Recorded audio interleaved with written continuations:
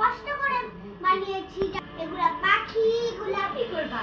কি করছি? এগুলা আকাশ, নীল, এগুলা দুটাই আপেল গাছ, এগুলা ক্ষেত, এগুলা মানুষের বাসা। কেউ বলবে এটা কেমন শহর, কিন্তু এটা শহর আকারে দেখি, এটা গ্রাম। আর বলবে সবাই বলবে এটা কি? এটা একটা নদী। মানুষ যদি এখানে আসে, আবার এখানে এসে এখান থেকে পানি নিয়ে যাবে। এই চারটা ছবি নিজে আমি আঁকাইছি, অনেক টাইম লেগেছে, 3 ঘন্টার বেশি আমার লেগেছে সময়।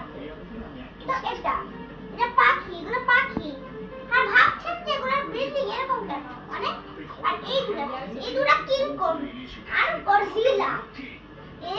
এই গডজিলাই কিং কং, এমন কি করে আগুন শহরে।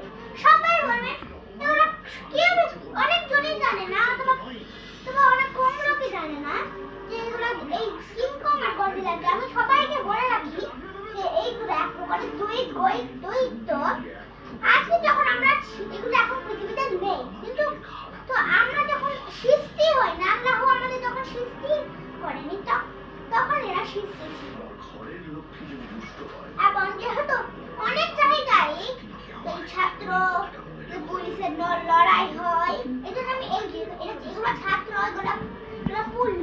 এগুলো আক্রমণ এরা করেছে। আমি এই জায়গায় আর এটা কি আকার, এটা আপনার জঙ্গল। এই জঙ্গলটা আমি কষ্ট করে বানিয়েছি, অনেক খাটনি হয়েছে।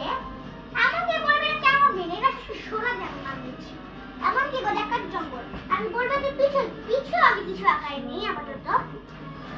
আপাতত আমি আরো সুন্দর করে আঁকানোর চেষ্টা করবো। সব জিনিস আমার, মানে আমি এগুলো এই সব জিনিস আমার অনেক